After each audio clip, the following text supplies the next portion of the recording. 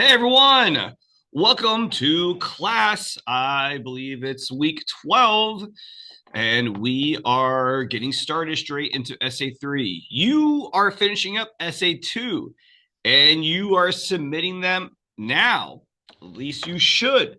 I want to start grading those. It will probably take 2 weeks for me to grade them because that's how long it takes. It might not take a full 2 weeks because we have spring break next week, and my family and I, we're not doing anything for spring break. So I'll be around, which doesn't necessarily mean that like I will grade them any faster because who also wants to spend spring break grading? But I will definitely get them graded by the Friday of spring break. All right. So, but I could do it sooner. My students are not doing too much. My high school students aren't. They're doing a lot of independent work. So I also have more free time. Okay. So you should get your essay if you're watching this and your essays are not submitted yet. Okay, we'll actually let me back up. I'm posting this early. So if you're sitting there on a Monday, the 31st, and your essay is not submitted yet, note that I might be grading these sooner than later. So you might want to make sure you go ahead and get that essay turned in. Okay. And now we're moving straight into essay 3. I mean, that's just the way we're rolling. Okay. Let's look at the schedule. Screen 2. Okie dokie. So here's our I just extended this week 11 just to push all the rest of the weeks into this one page. Here's the rest of our this is the rest of the class. Look, this is today. This is right now, week 12. You're watching the week 12 one. Okay. Week 12. We don't have one week 13 because that's spring break. All right. And so then we will have some of these. We'll have three more of these sessions. I don't know if I'm going to be doing too much for these other. I might not even have a lecture for week 14 because you're just going over the outline, which I'm going to talk about today. So I might not have another lecture until week 15, where I go over the draft and I go over, and then week 16 where I do some editing. Okay. Um, so this might be the last. We might be on a 2 week hiatus in terms of lectures. All right. Um, this week, which I'm just gonna go over all this work in the notes, so we can just skip on that. This week's work is all contained in the week 12 file. All right, the PDF I'm about to go over. I'm sorry, the PowerPoint is uploaded here as a PDF for the Essay 3, so you can download that and refer to that whenever you need to. Okay. So let's see. Let's get started. Okay. Essay 3, adaptations. Essay 3 requirements. So 5 full pages, not including works cited page, roughly 1,400 words. You are analyzing themes and characters used in the film or the series using lenses. You'll be comparing and contrasting changes in the film/book that alter interpretations, themes, and characters. Okay. Changes. You are really looking at changes in characters, or how maybe a character didn't change, but the presentation of a character changed. All right. Um, and everything that you are doing, all the things that you're going to be discussing should be relating to interpretations and how our interpretations of the theme or the characters have been affected. If you just compare and contrast parts of the book and novel without analyzing the deeper significance of these changes, then you will lose significant credit, meaning points. Okay. You are not just stating comparisons and contrasts, you are analyzing those and discussing the deeper significance of these things. You will need to integrate into your essay a critical lens or philosophical perspective discussed in Unit 1 or 2. So if you really see like a strong Stoic theme to the film or book, you can talk about Stoicism. If you feel like the film and book are making strong Marxist, anti-capitalistic statements, then you should talk about Marxism. The critical lens, not necessarily the actual economic system. Minimum 3 secondary sources. Okay, I'm gonna talk about topical and supportive sources today. Part of your, as you will see in a moment, part of your analysis of your book and the film will be on adaptations, okay, and like how well you feel the film was adapted, or how if you feel as if it wasn't adapted well, what makes a good adaptation, okay. And then of course the book and the film slash series. I mean, if you're doing Game of Thrones, then that's a series. Okay, so imagine I read the book Jaws and I watched the film Jaws because I'm getting ready for summer. I'm really looking forward to a nice beach time, and to get me in the mood, I decided to read a book about a human hunting, killing shark. Okay, so I read the book Jaws. This is the original cover by Peter Benchley. Okay, and then I watched the Steven Spielberg film version of Jaws. Here, okay. That's the film poster, which is very clearly inspired by the original book cover. Okay. And let's say for Jaws, I am performing a anti-capitalistic Marxist interpretation of the story. That really this is a story about the dangers of greed in our society and how we are willing to ignore dangers in order to turn a profit. That's what I really feel the whole book is really about, and that the shark is capitalism. Okay, so I will talk about the idea, the Marxist idea that capitalism, especially uncontrolled capitalism, okay, unrestricted capitalism, is seen as a danger to society, right? So then I could write something like this. The film and novel can both be interpreted through a Marxist lens, but the problems with capitalism. The shark represents how capitalism doesn't care about human lives. And when a society is founded on the idea of consumption and competition, that many people will fall victim to this capitalistic dog eat dog world. The mayor is only focused on the revenue pulled in by tourists coming to his town for summer vacation, while he doesn't care at all about their safety.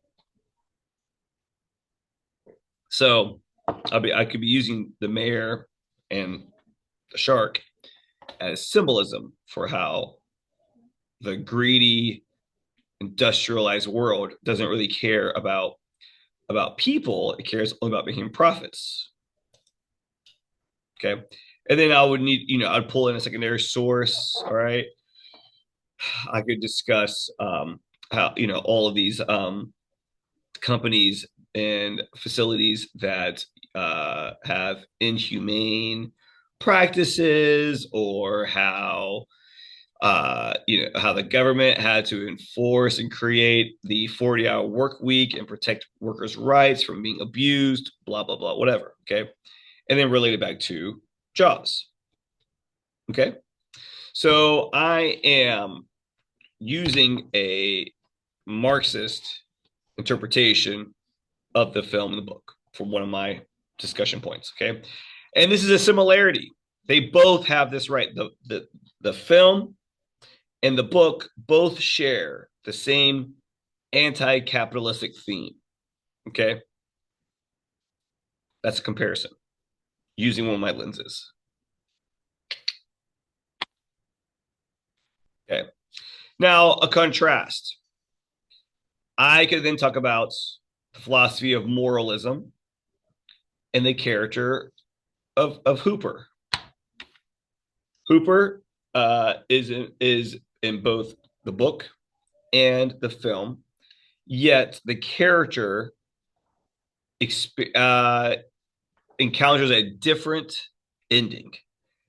The Hooper and sort of different things that they do. Hooper in the book is just very different than Hooper in the movie. Okay, so I would discuss something like this. The character of Hooper changes between the novel and the film, and that he dies in the book but lives in the film. But an even bigger twist is that in the book, he has an affair with Brody's, who's the main character and sheriff of the towns, with Brody's wife. The book seems to take on a moralistic theme by using this affair to justify Hooper's death, which the scene from the book is in the film, but the outcome is quite different. It is one of the pinnacle scenes where Hooper goes into the water in his metal cage, only that in the film he comes back up. Well, in the book, I need to correct that. In the book, he isn't so lucky. In the film, he doesn't have an affair, and he survives to the end. So a moralistic analysis would instruct to the readers that if you are going to commit such acts as seducing another man's wife, then you might end up in the stomach of a great white. I guess I gotta fix this word right here. Okay. Save. All right, there. Okay, so I'm applying moralism here, okay? That a major change in the book from the film is that in the book, Hooper seduces another man's wife and has an affair with her, and then he dies because of it. In the film, they take out that whole thing about Hooper having an affair and make him more likable, and he survives. And so we can apply moralism here. All right, and then I would go on more about moralism. A secondary source would still be required for this paragraph. Okay, I would still need to bring in some sort of statement about moralism or whatever. All right. Okay, so that's an example of a comparison and a contrast, and how whether you compare and contrasting, you are analyzing depth. Okay, Hooper here, the theme. All right, the moral lesson. The previous ones of the symbolism of the mayor and the shark, and how capitalism is deadly. All right. Now I'm going to open up your research usage, which I kind of already have before, to allow you to use Medium. Okay, Medium, that source where a lot of people publish stuff on Medium. Okay. Now, just to kind of reiterate some things I've already discussed before, there's two types of research you can find. One is called supportive research. All right. Research that directly supports your analysis because the author of the research shares your perspective. Okay. So if your topic is about how you interpret the film Jaws to be a Marxist critique of capitalism, as discussed earlier, you could find an article that's actually about that same thing. Into the Jaws of Capitalism, how Spielberg's masterpiece can be interpreted as a critique of American capitalism. Believe it or not, I was already thinking about Jaws being it's sort of a Marxist critique of capitalism. And it turns out that Samir Ansari feels the same way. Now, even though this is on Medium, it has an actual author. Okay. If you are going to use this piece of research, it needs to have an author's name. Okay. I'm not looking for you to use research that does not have an author's name. Okay. And some of you are finding sources and you think there's no author's name, but you don't realize that it actually is on the page. So like, if I read this article, I can find this quote to use in my paper. In Beachley's novel, Mayor Vaughn's opaque corruption is the main aspect of his character. And the marriage between greed, corruption, and capitalism aligns political power with the pursuit of profit at all costs. Yes. So I would take this quote and I would integrate it. Oops. I would integrate it into this paragraph right here. Okay. I would integrate that quote into this paragraph. Right. So this is supportive because my topic that my idea that I'm researching is actually based on this idea that Jaws is call it a Marxist film, and this article supports that. All right, and then there's topical research that indirectly supports your analysis by applying the research to your topic. So your topic is about how you interpret the film Jaws to be a moralist film that punishes bad behavior. Okay. But you don't find an article that's actually about Jaws. But you could find an article that is about horror movies in general. Okay. Why horror movies are good for you. And this is by Paul Donnett on Writer Jump. Okay. And here this quote says, horror films function as cautionary tales, strongly suggesting that what goes around often comes around. Now, while this article is not about any one of these specifically, look, there is Jaws right here in this poster, okay? And while this quote doesn't specifically state Jaws, it says horror films in general are cautionary tales, suggesting about what goes around comes around. So I could use this quote to talk about, Hooper's death. Hooper commits the sin of adultery. He causes this woman to cheat on her husband. All right, he's not married to her. It's a sin in the eyes of God, and that he gets punished in the end of the book by being eaten by the shark. Okay, so this connects to the topic that I'm discussing in my paragraph. All right, so there's supportive and topical. You can use Medium if you want to. All right, you should find some research that is actually about your book or /film/series, and then some research that you're just applying to it. All right, but your quote needs to be applied to your research. Some people are finding like random quotes, like you can't find a quote that says something like, the book was published in the autumn of 1972. Like, just finding a quote doesn't work. The quote has to be meaningful. It needs to actually apply to your interpretation. Okay. Some people are just having random quotes and they don't even mean anything to what you're saying. So it needs to actually apply to what you have to say. Okay.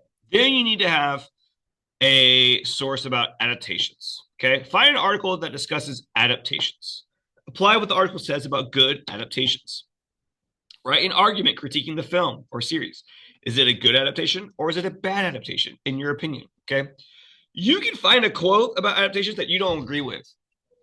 You could say, oh, I think it's a good adaptation because, even though this critic thinks it's a bad adaptation. Now, if you find an article that actually is talking about the adaptation of your film, that's fine. And you can either agree or disagree with them. Or you can find an article that's just about adaptations in general, what makes a good adaptation, and then apply what they say to your critique of the film or film series. Okay. Any source you use must have a real author listed, and it needs to be a published article found on a reliable website. New Yorker, the New York Times, The Economist. They all have the Atlantic. They all have film reviews. They all have NPR. They all have journalists whose main function is to critique film. Okay. The Ringer is totally fine also. All right. Heck, fire. You can even use a podcast.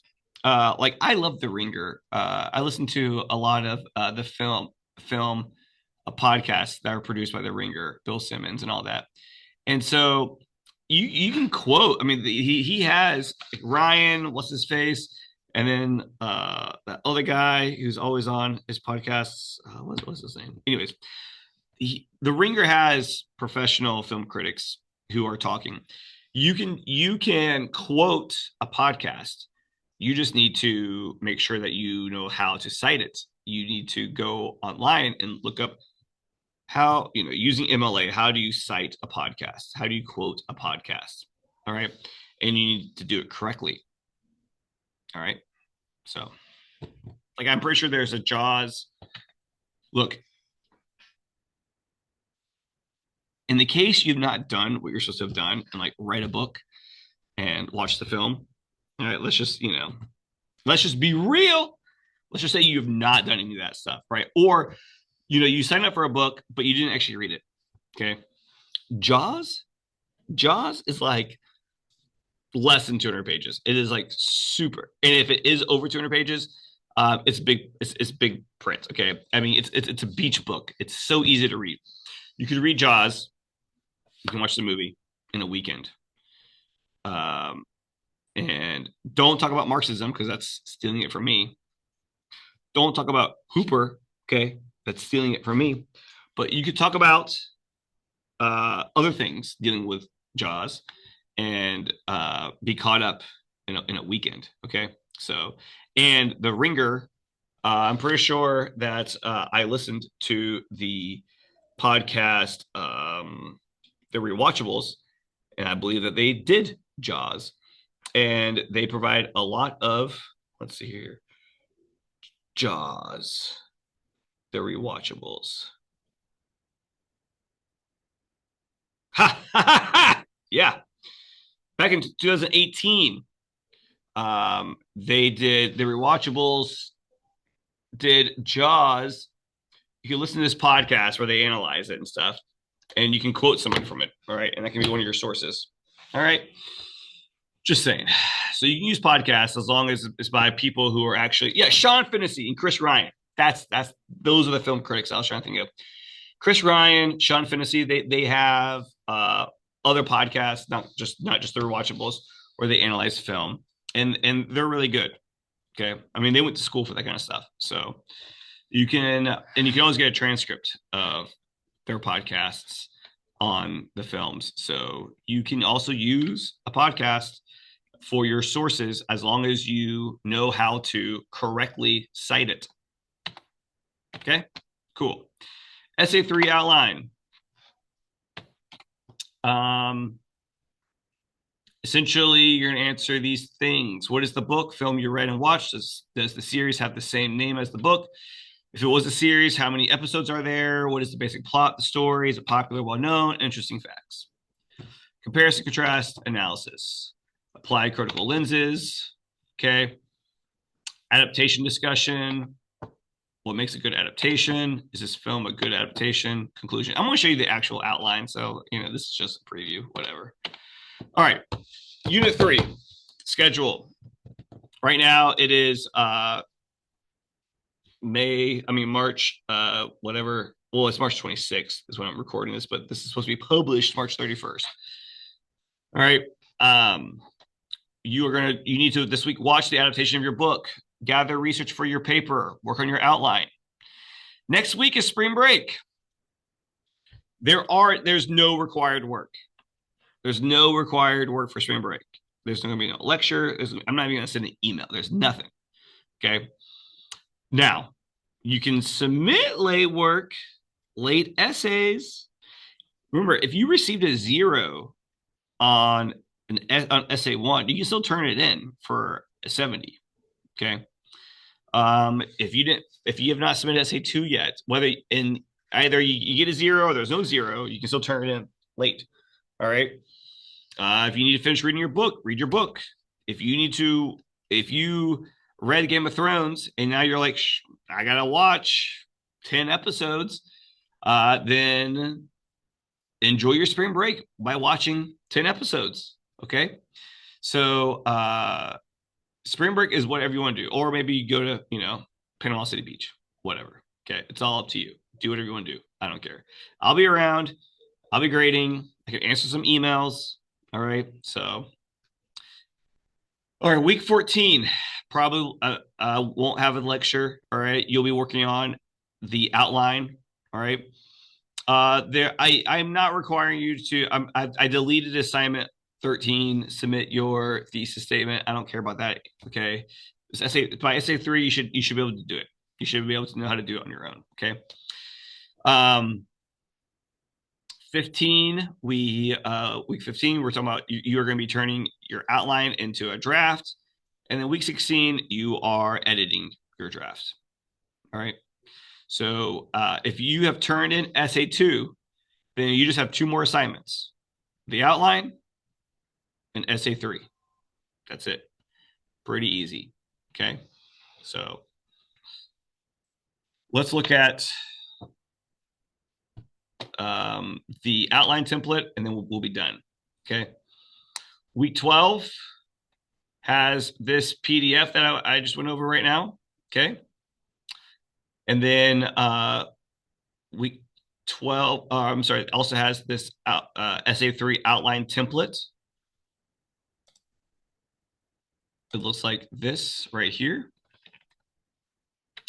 Put your last name, put your full name, put my name, Byers, B-Y-A-R-S. Some people are still not spelling it correctly. Put English1102, due date. Oh, this is week 2 outline. Lame. You should put your title here. Okay. So like Jaws. All right. Get rid of that. Jaws. All right. All right. Some things to answer. Comparison analysis, 1 paragraph. What critical lens are you using? What quote or description from the text? Quote description from the film. Secondary source quote. Citation. Okay.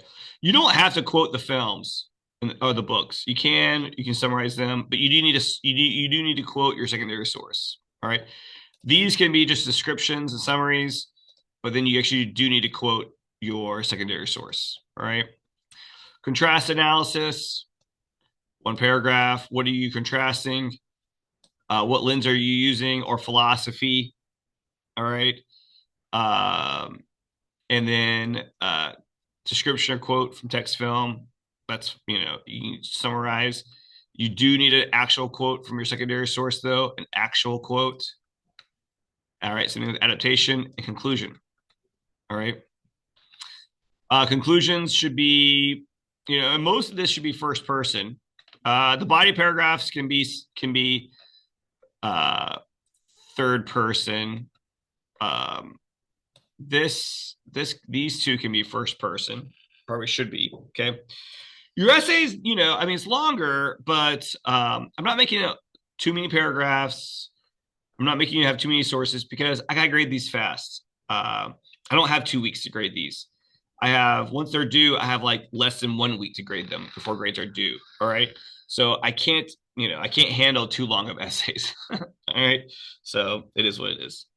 All right. 5 paragraphs. That's it. It should be super easy. I mean, this should be too short. This should be like hard for you to actually be able to like synthesize everything into this. Okay. It is what it is. All right. Spring break. There's nothing here. Week 14 is the actual outline Dropbox. All right. And so, theoretically, listen, y'all, I will get to opening up the Dropbox for SA3. Once you submit the SA3, you're done with the class, okay? Now there's pros and cons to that. If I make any other statements about SA3, you need to make sure that you follow those directions, okay? But like, if you're real confident in everything you've been doing, you scored well in SA1, SA2. You don't really have, you're like, look, I'm good. I'm confident. As soon as I open up the Dropbox for SA3, you can plop it in there and be done. Okay. So you could spend all spring break just writing your paper, getting it done, and then submitting it. Okay. I'm not going to limit how early you submit your essay. Only thing is this: if you submit your essay early and I grade it, and you don't like your grade, you can't redo it. I'm not going back twice and like regrading. Okay. Once it's in, it's in. It's done, it's done. Okay. So there you go. The same thing applies for SA3 and 2 as applied to 2 and 1. If you perform better on SA3 than you did on SA2, SA3's grade will replace SA2's grade. But it won't replace SA1's grade. SA1 is done. Once I grade SA2 and I update all the SA1 grades. So like you made a 71 on SA1, you make an 81 on SA2, then I will replace the 71 with an 81. Okay. What the SA1 is done. So then if you make a 91 on SA3, which I hope you do, or higher, if you make a 91 on SA3, then SA2 will be turned to a 91, but SA1 will not change.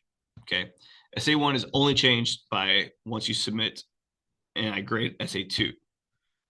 Then when it comes to SA3, SA1's grade is done. Okay. And the extra credit thing doesn't apply if you turn your paper in late. So you got to get it on time.